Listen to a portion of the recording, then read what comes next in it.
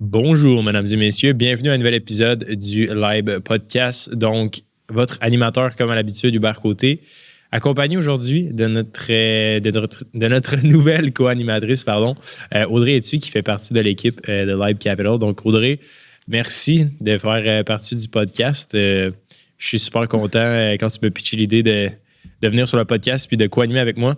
J'étais vraiment content. Ouais. Puis, en gros, je pense que en commençant, ça pourrait être intéressant de parler de justement le fameux podcast que ça fait longtemps que ça n'a pas été lancé. Pour celles et ceux qui me suivent depuis longtemps, puis avant même que tu rejoignes l'équipe, j'ai fait, je pense, 150, 160 épisodes, une par semaine religieusement.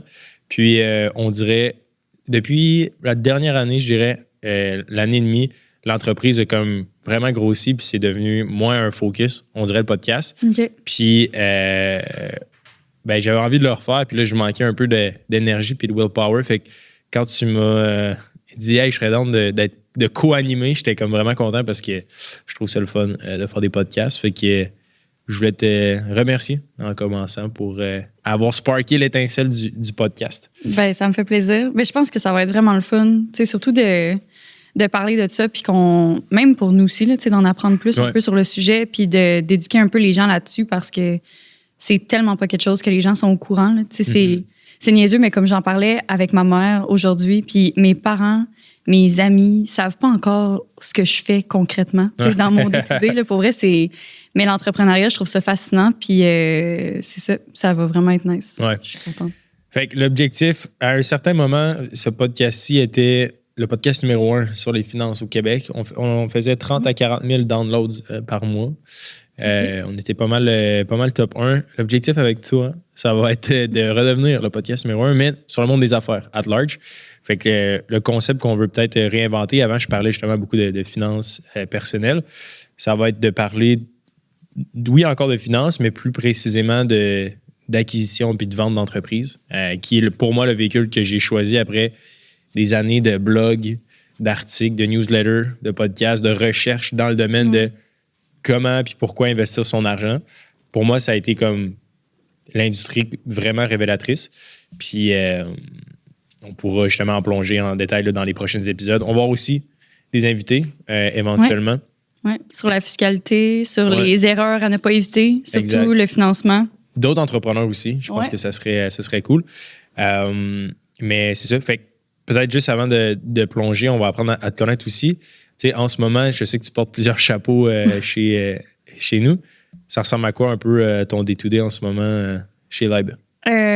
Oui, effectivement, je porte plusieurs chapeaux, comme tu dis. Je suis directrice de compte, donc je fais les suivis clients, je fais les appels de démarrage. Je suis aussi analyste, donc je m'occupe des analyses financières des entreprises. J'organise des conférences. Je viens faire le podcast avec toi.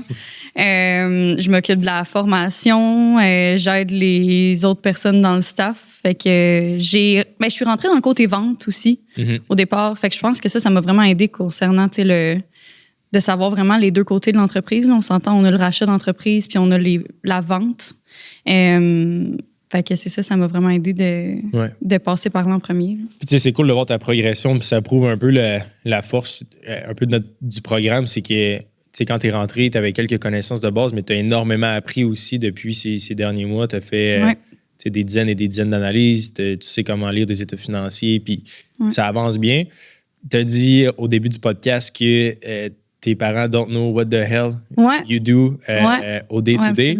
Parce que c'est vrai que c'est très obscur. L'achat d'entreprise, tout le monde nous dit trouve-toi un job, achète-toi ta maison, puis achète-toi un triplex, puis that's it. Ouais.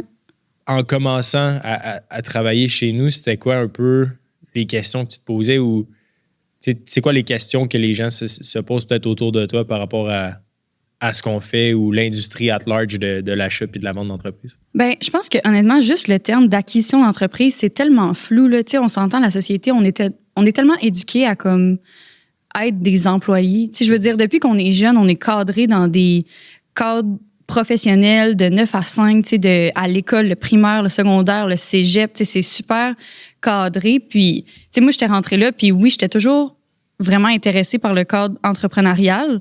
Mais moi, dans ma tête, l'entrepreneuriat, c'était tu pars ton entreprise. Fait que si je voulais être chef d'entreprise à m'amener, fallait que je trouve une nouvelle idée, fallait que je débute une nouvelle entreprise. Mais le fait d'acquérir quelque chose déjà existant, moi, dans ma tête, j'étais juste même pas au courant que ça se faisait. Tu sais, j'ai vu tes pubs sur Internet, puis je trouvais ça vraiment intéressant. Puis je pense que le monde, c'est ça, tu sais, ça reste que maintenant, il y a tellement de nouvelles technologies pour investir notre argent, que ce soit le dropshipping, le e-commerce, le remote closing, peu importe, tu sais, tout maintenant est comme...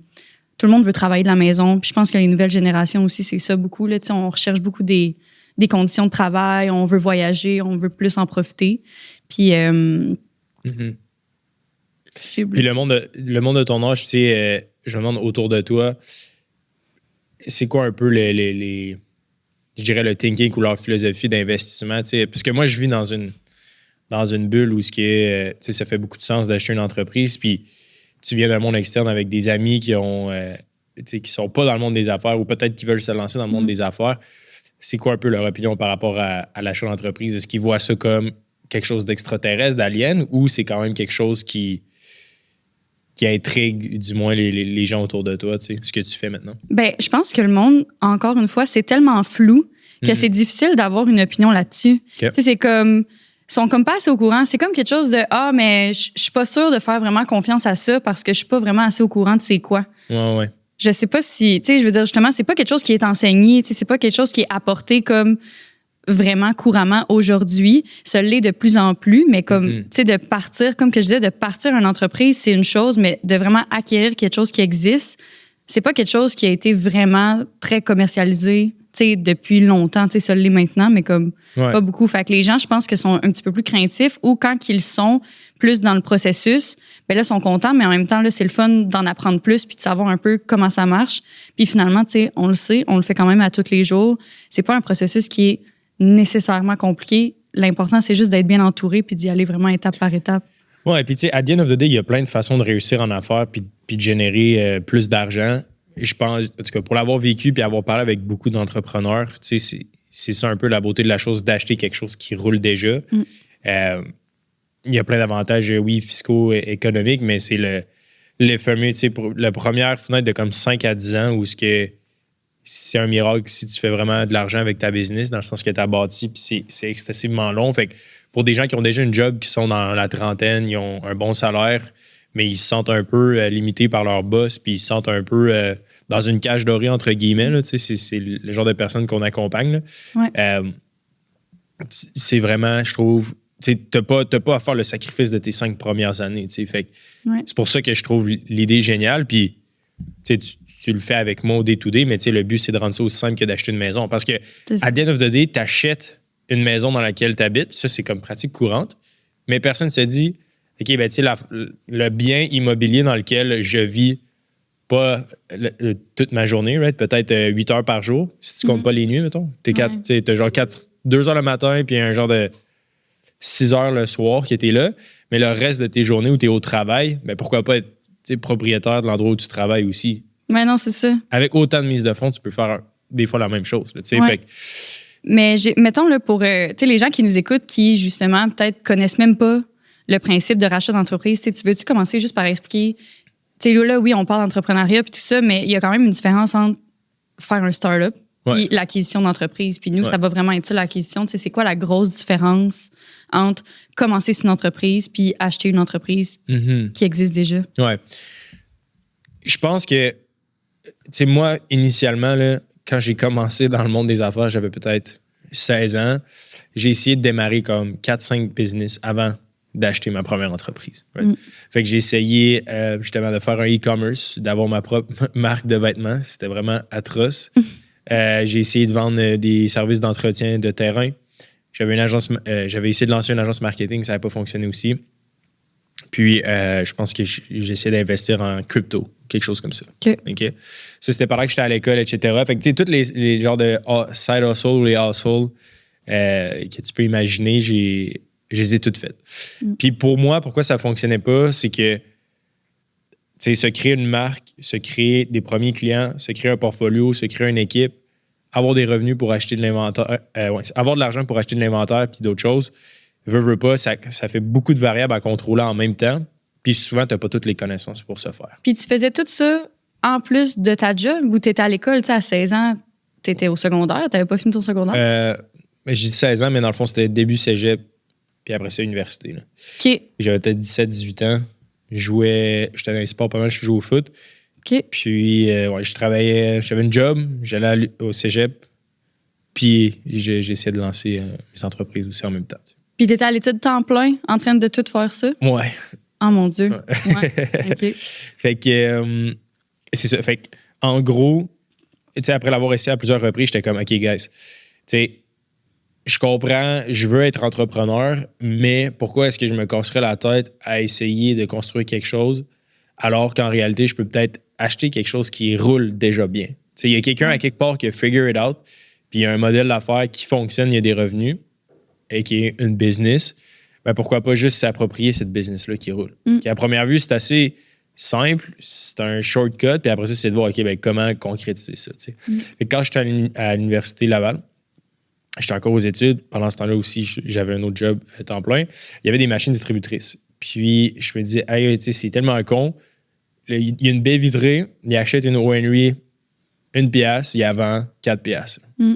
Clairement, genre, il doit avoir une marge. Puis là, je commence à faire des recherches sur l'industrie. Puis là, je suis comme, OK, dans le fond, il y a du monde qui font vraiment du cash, là, juste avec des machines distributrices. Là. On parle de 50, 100 000, 150, 200 000, 300 000 de revenus supplémentaires. Là, puis à ce moment-là, je m'excuse, je te coupe, là, mais à ce moment-là, là, ce qui t'intéressait, là, c'était-tu de faire un investissement ou c'était vraiment le côté entrepreneurial de la chose? À un jeune âge, quand même, que tu es allé aux études, tu fais du sport, puis tu pars tous ces projets-là, c'est fructifier ton argent ou c'est vraiment comme de devenir...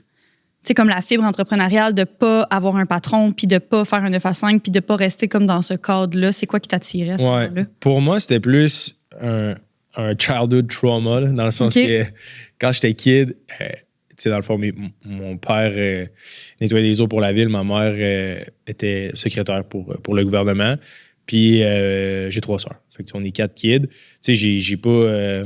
je veux pas dire qu'on était pauvre ou que j'ai manqué de quoi que ce soit, mais tu sais, t'es quand même... une famille moyenne. C'est ça, famille moyenne. Puis l'argent, c'était quand même toujours un sujet de chicane, de controverse. Ouais. Puis beaucoup de nos décisions étaient régies par ça. Fait que je me suis senti quand même oppressé par justement le fait qu'il y avait peut-être pas toutes les capacités financières pour faire ce qu'on voulait faire, voyager ou whatever it is. Fait que pour moi, early on, ça m'a vraiment marqué dans ma jeunesse. Puis je me suis dit, écoute, j'ai pas envie d'être régi par justement des décisions monétaires. C'était comme un peu ça qui m'avait marqué quand j'étais jeune. Puis j'avais un oncle que je trouvais vraiment badass. Puis lui, il était en business. Puis il était comme loin, là. Il venait rarement. Mais quand je le voyais, j'étais comme, aïe, aïe. Lui, il a de l'air. C'était comme un modèle. Financièrement. C'est ça. Ça a comme spark ma curiosité. Puis, parce que j'ai pas de soeur, pas de frère, pas de mère en affaires. C'est ça, t'as pas grandi dans un monde zéro. De gens qui sont dans l'entrepreneuriat. Mes sœurs sont professeurs, infirmières. Genre, c'est comme... Tu peux pas être plus loin du domaine entrepreneurial. Là, je trouve que c'est justement une belle preuve que tu n'as pas besoin d'avoir un méga bagage. J'ai même pas étudié en finance. Tu posais aussi cette question-là. Tu n'as pas besoin d'avoir un gros background financier pour acheter une business. Genre, non. Quand tu connais la recette, peu importe là, ton background, on accompagne du monde, la construction, ou peu importe, il n'y a pas de bon ou de mauvais domaine. Là. Fait que, bref, tout ça pour dire que c'est de là que ça venait. Fait que mon objectif avec ça, c'était pas d'avoir une quête entrepreneuriale, pour être honnête, c'était juste de devenir indépendant financièrement le plus rapidement possible. Okay. Fait que indépendant financièrement, là, ce que ça veut dire, là, c'est dans le fond, l'argent que tu as de placé te génère, exemple, un certain pourcentage. Fait qu'exemple, que tu as 1 million en bourse qui te génère 10 % par année. Okay? Ouais. Tu as 1 million de placé, 10 %, tu fais 100 000. Ça veut dire que si tu prends, tu ajustes à l'inflation, là, fait que tu as 8 % de gain, fait que tu laisses, mettons, un 2 % pour l'inflation. Tu as 80 000 $ par année que ton portfolio, dans le fond, grossit. Fait que après un an, tu as 1 million 100 000, tu enlèves 20 000, il te reste 1 million 80 000. Tu peux te payer 80 000 en ayant encore 1 million de côté, puis juste comme collecter ça à chaque année. Puis si toi, ton style de vie, c'est que tu as besoin de 80 000 pour vivre, bien, techniquement parlant, tu pourrais ne plus travailler, entre guillemets. C'est ça un peu la notion d'indépendance financière. C'est comme, c'est quoi le montant que tu as besoin par mois pour vivre comme tu veux? Puis après ça, c'est de prendre la décision de continuer ou pas de travailler. Tu sais. Ouais. Fait que moi, c'était ça au début qui m'avait marqué. Puis à la base du blog puis du podcast, c'était ma quête de trouver les véhicules pour justement atteindre ça. Tu sais. Puis pendant que j'avais acheté ma première business, sans le savoir vraiment c'était quoi l'achat d'entreprise, j'étais comme, écoute, il y a une source de revenus potentielle là, il y a un numéro de téléphone sur la machine, appelons-le. Appeler, ouais. Puis let's figure it out, est-ce que tu es à vendre? Tu sais. Puis j'ai rencontré la personne, finalement, oui, ça a donné qu'il était à vendre. Et j'ai fait l'achat d'entreprise, mais j'ai fait un paquet d'erreurs dans cette première achat-là. Pas fait de vérification diligente, j'ai pas observé les états financiers comme il se devait, j'ai pas fait les ajustements de salaire, j'avais pas pris en compte plein de choses dans le calcul de l'inventaire. J'avais pas levé le bon financement auprès de la banque. Toutes les erreurs pas possibles, je les ai faites. Mais, somme toute, j'ai été excessivement chanceux. J'ai quand même fait du profit avec ça, puis j'ai fait de l'argent. Puis ça m'a comme... je me suis pas rendu indépendant financièrement du jour au lendemain en achetant une compagnie de machines distributrices. Mais j'ai compris le véhicule, puis là, c'est là que j'ai commencé à regarder autour de moi.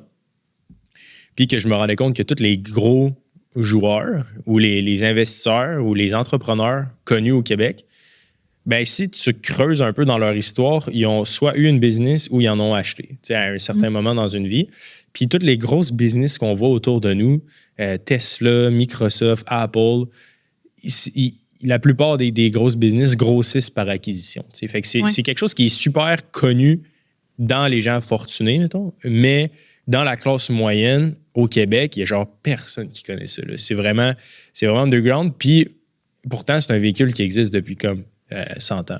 Ben c'est ça, parce que, tu sais, il y a aussi, là, moi, je me souviens quand j'ai commencé un peu là-dedans, là, je me disais, ouais, acheter une entreprise, tu sais, c'est quoi, ça me tente pas d'être, je sais pas, propriétaire d'un. Puis là, les seules choses auxquelles je pensais, c'est comme, je peux acheter comme un Maxi ou un Ben et Flo. Tu sais, comme on pense tout le temps à ces affaires-là, mais tu sais, les petites business, justement, le fleuriste du coin ou comme, tu sais, des petites business comme ça qui peuvent être super rentables de paysagement ou tu sais, on en voit là, justement là, peu importe. Là.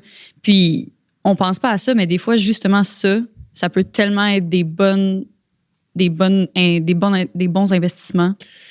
Vraiment, tu sais, puis la semaine passée, je parlais avec Ali, une des personnes de notre équipe, puis on analysait une business de location de jeux gonflables. Je dirais pas la localisation puis le nom par souci de confidentialité, mais tu te dis, écoute, c'est donc bien cave d'acheter une business de location de jeux gonflables pour des fêtes d'enfants. Okay, tu te dis, moi, Hubert, est-ce que je me suis levé un matin puis j'avais la urge d'acheter ça? Hell no, right? Ouais. Mais tu regardes les états financiers puis tu te dis, attends un peu, OK, c'était ça. Ils font 900 000, exemple, de chiffre d'affaires. Ils font 200 000 de profit. Puis la business opère 4 mois par année. Right? Tu as 3 employés dans le business. 4, excuse-moi. Tu as 4 employés dans le business. Puis le propriétaire, après toutes ses dépenses nettes d'opération, son salaire plus ses dividendes, il fait comme 150 000, 200 000. T'sais. C'est quoi l'implication du propriétaire?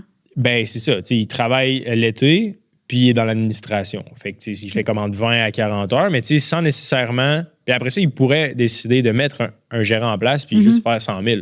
Right? Ouais. On est d'accord, mais c'est que lui, il aime ça puis il le fait.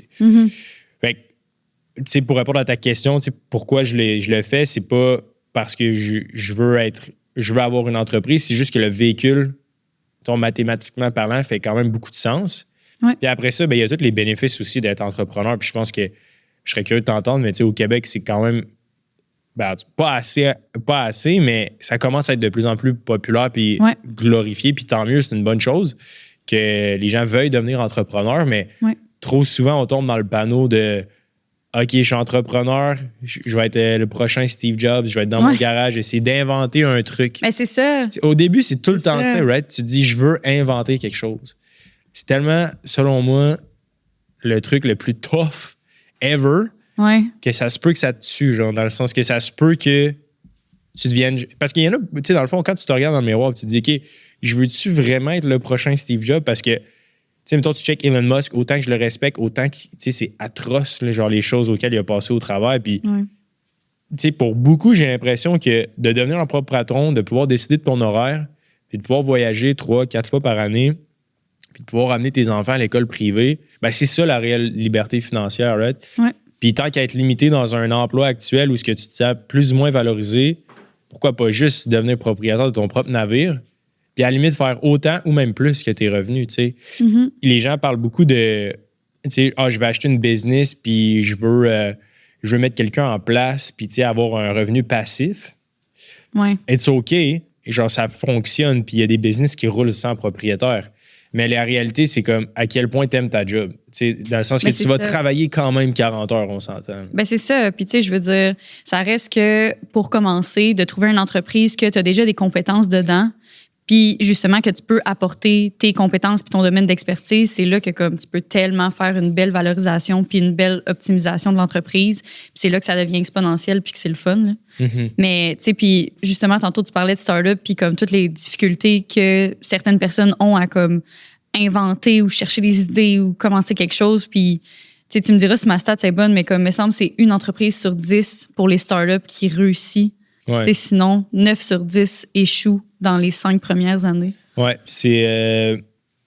Je pense que c'est quand même accurate pour vrai. Il faudrait que j'aille revoir les stats, là, mais je pense que c'est. T'es presque là. Je pense que c'est 8 entreprises sur 10 meurent dans les 10 prochaines années, dans le fond. Dans les 10 premières années. Fait que pour plusieurs raisons, ça peut être parce que tu t'entends pas bien avec ton partner.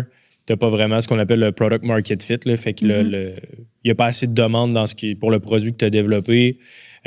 Soucis financiers.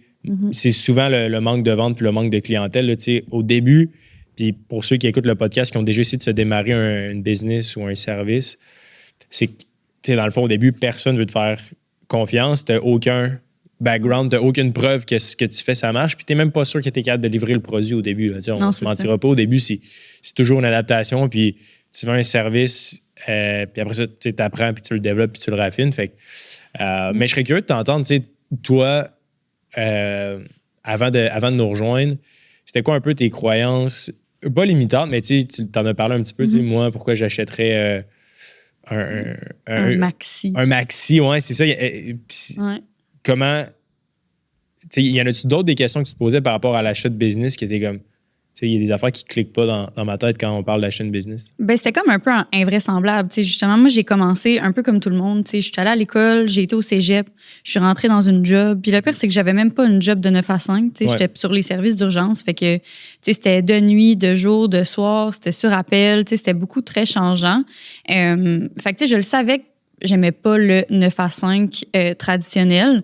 Mais l'entrepreneuriat, j'avais commencé là, à débuter une start-up justement d'entreprise là, de services d'esthétique à la maison. Puis j'aimais ça, le fait de comme choisir mes horaires puis tout ça. Mais justement, j'avais tellement comme idée qu'il fallait que je crée quelque chose. Puis le fait d'acheter une entreprise, je me disais, oh mon Dieu, mais il va me falloir, je pense qu'il y en a beaucoup qui ont cette pensée-là de il me faut 100 000, il me faut 200 000 pour acheter une entreprise. Puis ça, c'est tellement pas le cas. Justement, on peut commencer à la limite, on commence plus petit, mais comme on en achète une, puis après ça, comme tu disais, là, les grands entrepreneurs, ils ont fait une croissance par acquisition, ben ils en ont acheté une, puis une deuxième, puis on revend, puis on roule, puis let's go. Puis moi, je pensais pas que ça, c'était possible. Je pensais que si tu voulais être entrepreneur, fallait que tu sois né dans un cercle de ça, où tu aies des contacts, ou que c'était comme pas vraiment quelque chose d'accessible au grand public, mettons. Ah ouais, OK. Ouais. Mais là, c'est le fun de voir que, justement, il y a tellement plein de gens qui peuvent faire ça, puis je pense qu'il y a aussi maintenant, les gens se réveillent un peu plus là-dessus. Avant, là, les gens là, dans les écoles primaires, là, les tannants, c'était comme c'est des tannants, mais maintenant, c'est comme ben, c'est peut-être des artistes. Comme on parle de ça, mais comme il y en a des adultes, justement, des fois, qui se sentent pris dans des 9 à 5, puis sont comme je sais comme pas trop quoi faire, puis ça fait 30 ans que je fais ça, fait que je vais continuer à faire ça, mais comme il en reste du temps, puis il y en a des opportunités, puis justement, je sais pas si tu peux apporter le point de pourquoi maintenant. Est où l'opportunité de maintenant? Pourquoi l'acquisition d'entreprise? C'est quelque chose de... Ben, de ta compréhension, je te retourne la question. Pourquoi, selon toi, maintenant, mettons, c'est un bon moment pour acheter une business au Québec? Là? Ben, dans les prochaines années, en tout cas, c'est sûr que ça va être vraiment... Ben, maintenant et dans les prochaines années, là, dans les 3 à 5 prochaines années, je dirais, on a la génération des baby boomers. qui maintenant là, s'en va très prochainement à la retraite et qui ont déjà commencé. Donc, ces gens-là, évidemment, là, c'est plein de chefs d'entreprise. Puis encore là, quand je dis entreprise, je parle pas juste du Maxi, du Ben et Florentine, je parle de toutes les petites entreprises au Québec qu'il peut avoir. Puis évidemment, il manque énormément de relève. Il n'y a pas assez de gens qui veulent reprendre ces entreprises-là. Fait que là, c'est important, justement, il va y avoir énormément d'opportunités puis d'entreprises qui vont être à vendre dans les prochaines années, et ça, dans plusieurs domaines d'activité. Fait que c'est pas parce que tu as toujours été, je sais pas moi, plombier, ben qu'il n'y aura pas d'entreprise de plomberie à vendre prochainement dans ta région, tu sais, au contraire. Fait que je pense que c'est une opportunité qui peut être là vraiment comme Absolument. Je suis en train de regarder la stats là, en ligne. Il y a plusieurs articles là, qui en parlent. Là. J'invente pas le concept. Là. C'est, aux États-Unis, ils en parlent souvent. Là, ça s'appelle le Silver Tsunami. Là, fait que c'est le plus gros transfert de richesse dans le fond au monde qu'on vivra jamais en Amérique du Nord, là, qui est le transfert, comme tu l'as bien dit, de la génération des baby boomers aux générations en dessous. Pour ceux qui ne le savent pas déjà, les baby boomers ont pas mal tous les business, tout l'immobilier, puis tout le cash. Fait que il y a plusieurs stats qui sortent à ce sujet-là, là, mais mettons, juste en 2024, il y a quelques... Ils disent environ entre 10 à 20 000 entreprises qui ont changé de main. C'est une augmentation de 60 % par rapport à l'année précédente, mais il y en a encore plus de 100 000 qui vont transférer dans les prochaines années aussi. Fait que, en gros, c'est que la moyenne d'âge, il y a environ 250 000 business au Québec. De toute taille. Okay? Fait qu'il y en a qui font 50 millions comme il y en a qui font 500 000. Sur ces 250 000-là, la moitié est possédée par les baby boomers. Fait que des gens qui ont 50 ans et plus. Fait que si tu regardes ça statistiquement parlant, sur tous ces business-là, disons qu'exemple, la moitié sont pas vendables ou vont être transférés de père en fils ou de mère en fille. Puis que, mettons, là-dedans, il y a des gens qui vont leur prendre à partir des employés. Ça reste qu'il y a il y a comme 60 000 ou 50 000 business qui doivent changer de main. Puis on est dans un marché d'acheteurs parce que il n'y a pas 50 000 acheteurs. Là. C'est vraiment un plus petit marché. Fait que, contrairement à l'immobilier où il n'y a pas assez de vendeurs puis beaucoup d'acheteurs, il y a vraiment beaucoup de surenchères. Là. Tu vas acheter un triplex à Beauport, tu as 5 offres d'achat, 10 offres d'achat, puis il se vend 100 000 au-dessus du prix sortant. Ouais. Fait que, puis ça, justement, là, je pense que ça pourrait être un sujet important là, à apporter dans un des podcasts qu'on va faire. Là, mais la différence, je pense que les gens sont beaucoup justement, l'inflation, je veux devenir propriétaire, je vais aller investir dans l'immobilier. C'est comme la première ressource vers laquelle les gens se tournent. Puis souvent, moi, les clients que j'accompagne, là, souvent, c'est comme j'ai investi dans l'immobilier, puis je réalise que finalement, je vais faire un retour je vais faire un retour sur mon argent dans comme 30-35 ans. Fait que je vais plus me retourner vers l'acquisition d'entreprise. Fait que, peut-être de comme donner du knowledge aux gens sur la différence entre, oui, l'immobilier, c'est un super bon marché pour investir, mais est-ce que si tu veux un retour sur ton argent jour 1, est-ce que c'est là qu'il faut que tu ailles? Peut-être pas, tu sais. Oui, c'est vraiment un bon point. Puis je pense que c'est ça le défi, tu sais, puis la quête entrepreneuriale, c'est d'augmenter ses revenus mensuels. Tu sais, je pense que pour plusieurs, c'est ce qu'ils voient à travers l'immobilier parce que ça existe. Tu sais, dans le fond, c'est tellement... Je sais pas comment tes parents t'en parlaient, mais pour moi, je me rappelle, c'était comme la chose à faire. Là, achète une maison, le plus rapidement possible. Exact, puis achète-toi un triplex. Puis tant mieux ceux-là qui l'ont fait avant la COVID. Là, c'est super bon. Oui, mais maintenant, bonne chance. Là. Mais c'est ça. Fait que là, c'est comme, OK, si tu veux vraiment augmenter tes revenus personnels, il y a littéralement 3 options. Right?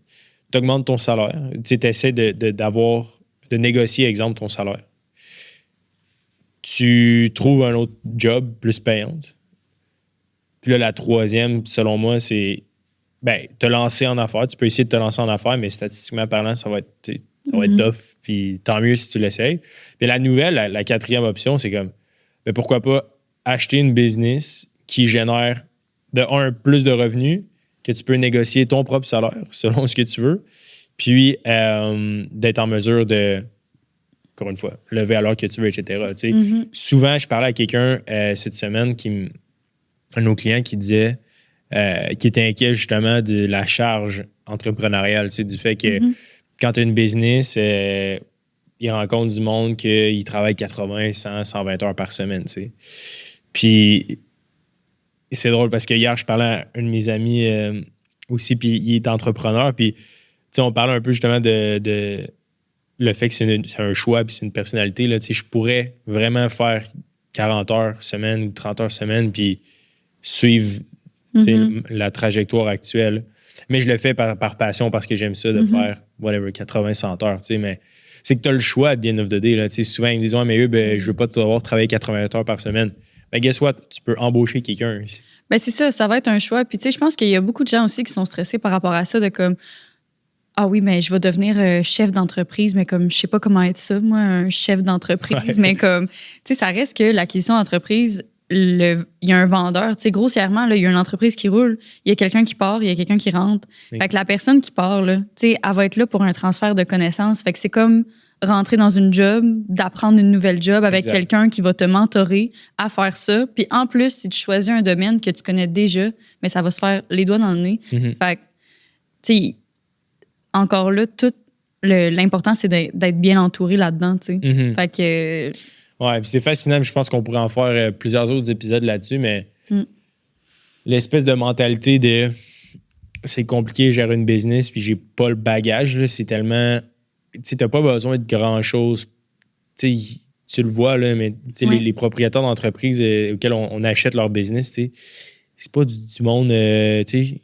Je suis peut-être l'air intelligent parce que je suis devant un micro, là, mais je suis vraiment pas si smart que ça. Là, c'est pas une question de QI ou genre d'intelligence ou de sauce secrète. Là, c'est juste qu'ils ont fait un modèle qui fonctionnait probablement déjà, exemple un garage, puis c'est juste que ça fait 10, 15, 20 ans qu'il fait ça.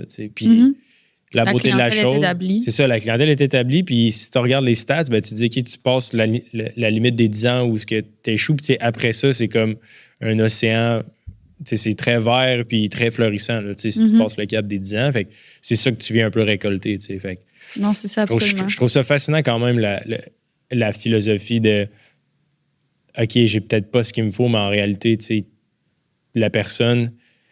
On dirait, le moment où ça a cliqué aussi pour moi dans ma vie, c'est quand je me suis rendu compte que tout ce qui est construit autour de nous, c'est du monde comme toi puis moi qui ont juste décidé de le construire. Là. C'est comme les règles là, qui nous entourent. C'est une bonne chose qu'ils soient là, mais c'est du monde qui sont pas plus intelligents, qui ont dit il faudrait peut-être faire ça de telle façon. Puis c'est ça une business à the end of the day. Oui, une culture, oui, une mission, des valeurs, mais c'est des processus. Puis c'est pas pire qu'avoir une job. Là, genre, mais c'est ça. Puis je pense que ça va être vraiment ça le but du podcast, c'est de montrer aux gens que comme c'est vraiment possible, c'est vraiment atteignable. Puis il faut juste s'entourer des bonnes personnes, puis faire les bonnes étapes au bon moment, puis juste être stratégique dans ses choix.